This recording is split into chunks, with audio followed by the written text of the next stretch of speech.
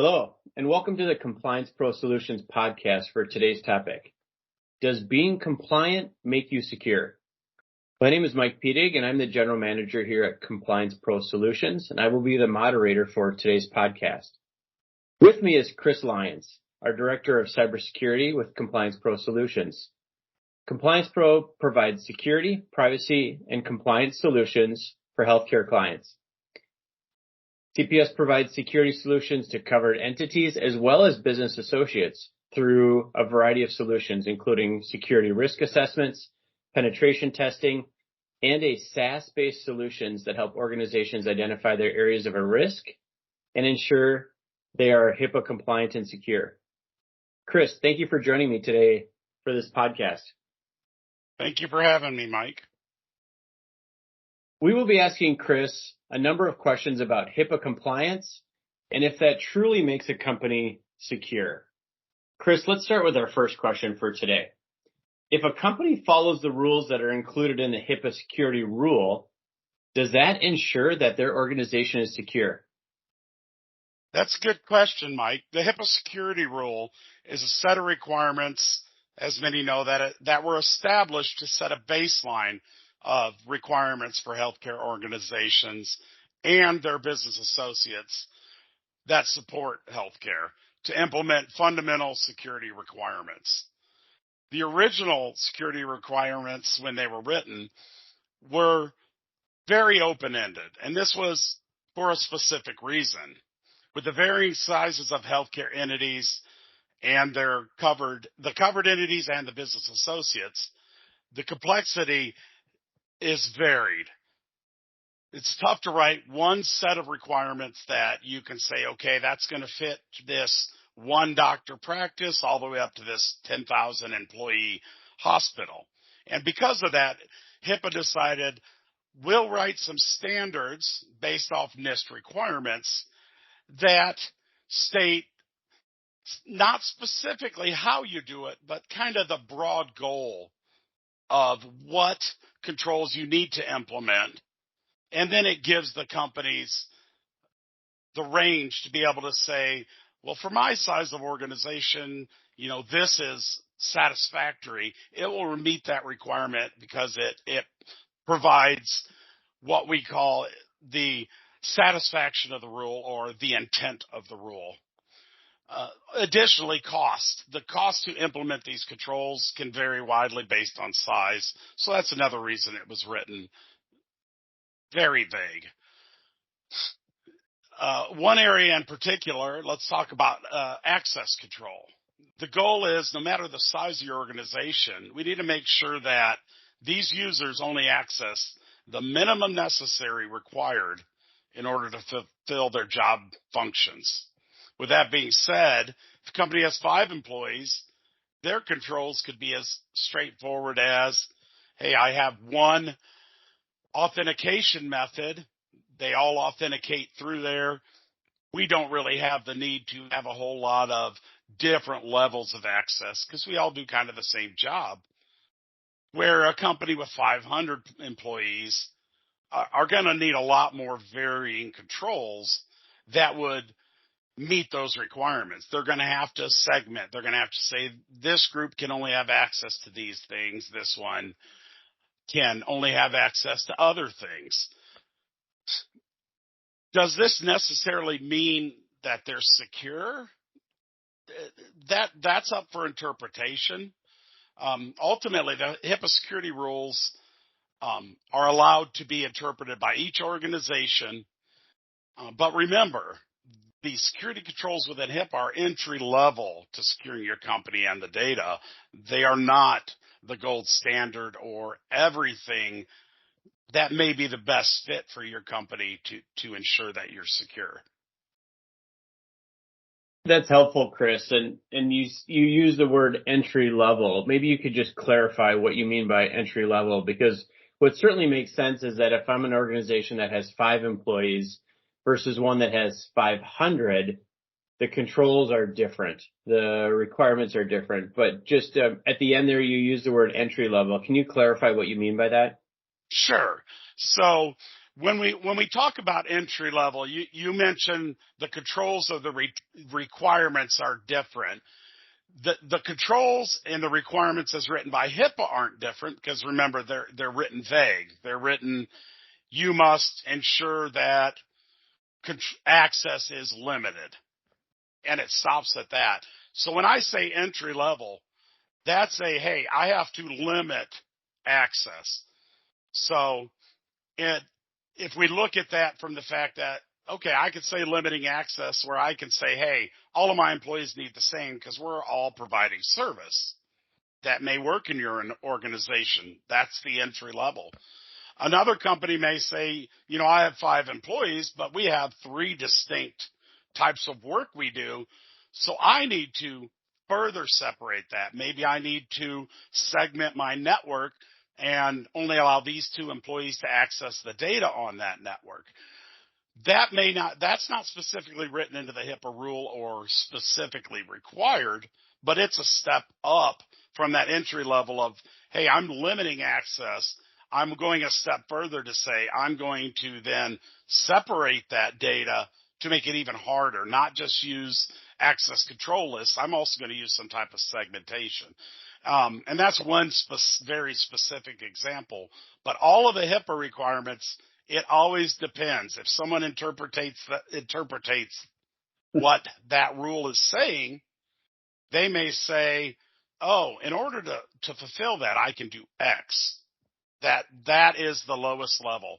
Then they have to look at, okay, does that really make me secure? Maybe I could also do this and I'd be better. So there's kind of steps above what HIPAA provides in their guidance. You mentioned a point there in one of your last comments about does it make me secure? My question is, if the HIPAA rules are entry level and there's some room for interpretation, if a company only implements the HIPAA requirements as their standards, does that not make them secure, or are they secure? That's a good question. So if a company decides to specifically use only the requirements of the HIPAA guidelines, it doesn't mean that you're not secure, but it doesn't mean that you're actually secure. Again, this is going to be one that is going to vary depending on companies. That base level, if they're not holding, let's say it's a business associate, if they're not holding any PHI within their network, they don't have access to PHI. Maybe they're just managing firewall rules or something else where they don't actually have access into the EMR or file shares. That baseline HIPAA standard may be secure enough for them. It may not be their best security, but they may still be secure when you look at it from a HIPAA perspective. So the interpretation is where this comes in. You have to look at the company and how they view the rules. If the thought when you're implementing HIPAA requirements and controls is to say, you know what, I want to make sure I'm compliant here, that I meet what, the minimum of what this rule is requiring, that means you're looking to implement your entry level. And in most cases that company probably is not as secure as they should be, because HIPAA doesn't go into some elements of general. HIPAA, for instance, does not specifically state in there that you have to do penetration tests to identify areas of weakness on your perimeter. They don't mention that you have to do vulnerability scanning, internal or external. It's kind of implied in HIPAA, but that's one of those that they didn't write into the rules, which were written 25 years ago and have only been updated once since. So if you look at our environment in IT today, not just with all the cybersecurity attacks we're having, but also with the technology, how much we've advanced over that time period. These rules have not been written for the last update was 2003, so 20 years ago.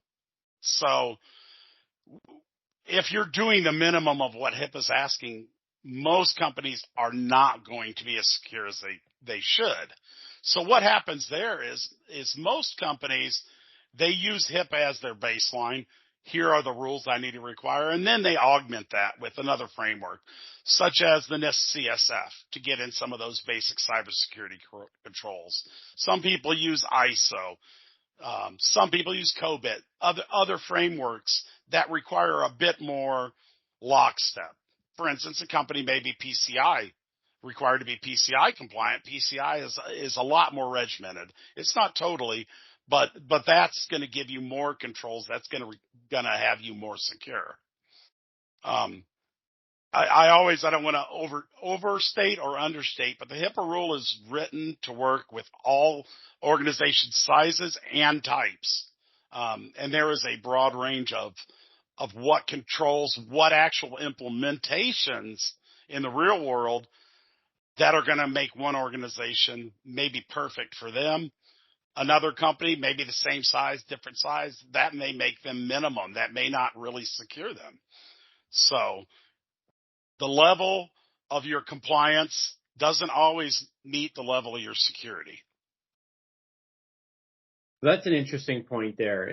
Thank you for that summary and the explanation. As you were talking, I heard you use both secure and compliant in your response. And I think sometimes those two words can be confusing, or maybe even the definition is not clear. Or so could you define or help me understand, how do you articulate and measure the difference between a company that is compliant and one that is secure? Yeah, we should talk about that. Compliant and secure, a lot of times people will use that as the same term. Hey, I'm compliant.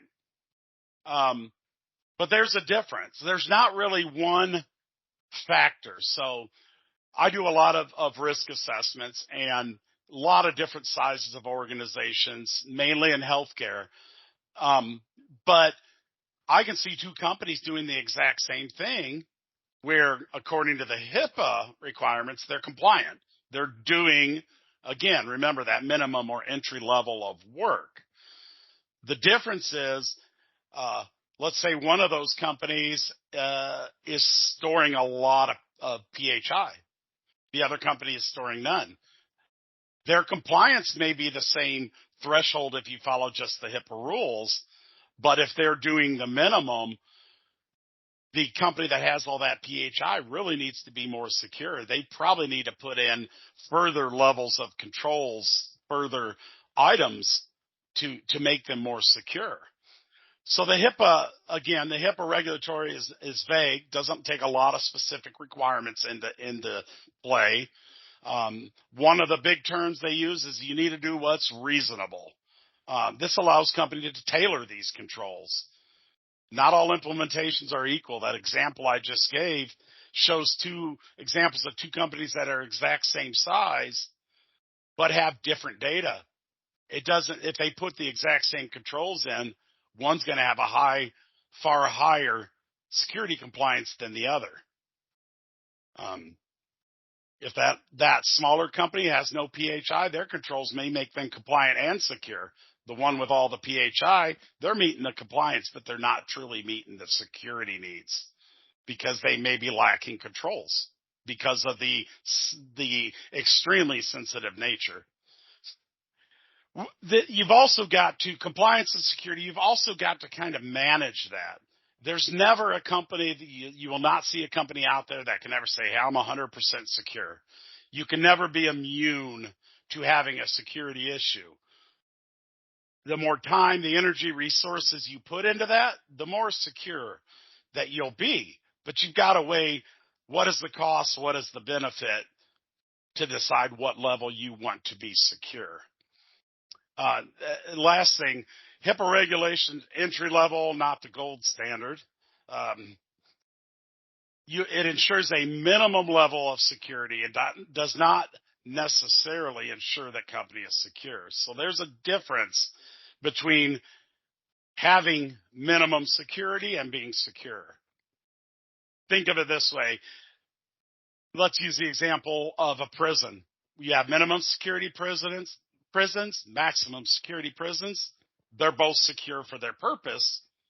But if you put the maximum security prisoners in that minimum security prison, it would no longer be considered secure. It may be compliant because it has the outline, but it isn't meeting the purpose it was built for. That's a great analogy, Chris. It certainly helps make it more clear.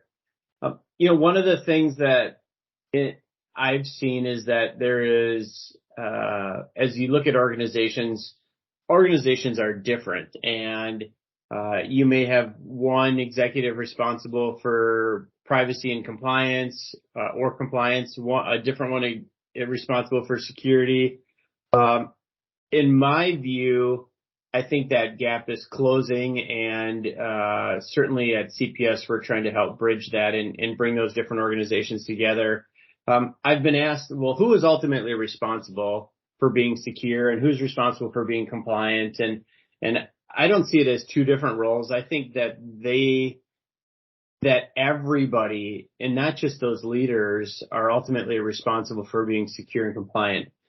Do you agree or disagree with that point of view? Yeah, I think there are certain elements. So when we talk about security, part of those elements, yes, they're going to land on the IT or security department because they have to implement the solution. Compliance, for instance, they're going to have their specifics of, we've got to do the audits, we've got to do these things. But it comes down to, ultimately, an organization's security is every single employee within that company's responsibility. If your employees don't understand what your requirements are, what you say is okay, your acceptable use policy, if you're not training them properly, they don't know what they need to do, and they're clicking on every attachment, every link in every email they get, you're not going to be secure no matter your best efforts of other departments. So everyone needs to be informed, understand the purpose, and understand it's their job also to help the company remain secure, be compliant in their requirements, such as if you have an employee that has access to an EMR, a lot of times it's tough to limit that exactly to patients. That employee needs to understand, if that patient is not my patient, I shouldn't look at them. Even if someone told me a story about them, I can't look at them because that's a compliance issue. If I look at them, I actually just violated HIPAA. So it is everyone. It comes from the top down. It has to be led from the top of the company down, and roll out that security and compliance is important. Buy-in from the top is the best way to look at it, and ensuring everyone understands they have a role in that process. Great points there. Chris, I think we've got time for just one more question. And this one's probably going to be the most straightforward question I've asked so far today. You've shared a lot of good information, and certainly a takeaway for me is that these rules are there to help, but the rules themselves may not always be crystal clear for somebody looking to implement them, or just how to interpret them, or evaluating how do I take these guidelines and requirements and apply them to my organization, especially as organizations continue to change. So you've shared a lot of information. You've certainly got a lot of experience. If somebody in our listening audience is interested in learning more about what CPS can offer them, or what you've done, where do they go to get more information on HIPAA or other security requirements and framework? What they can do is go to our website at www.ComplianceProSolutions.com. In there, we have a lot of information about what products we offer, what we can help with, and there is a link on there. They can reach out if they want to set up a time to discuss how we may be able to help them with their compliance and security. Excellent. Well, thank you, Chris. Today's topic is no doubt important and relevant, and thank you for joining us today for this discussion. I think the information you shared will certainly benefit our audience and help them understand the difference between being compliant and secure. Thank you for your time today, Chris. All right. Thank you, Mike.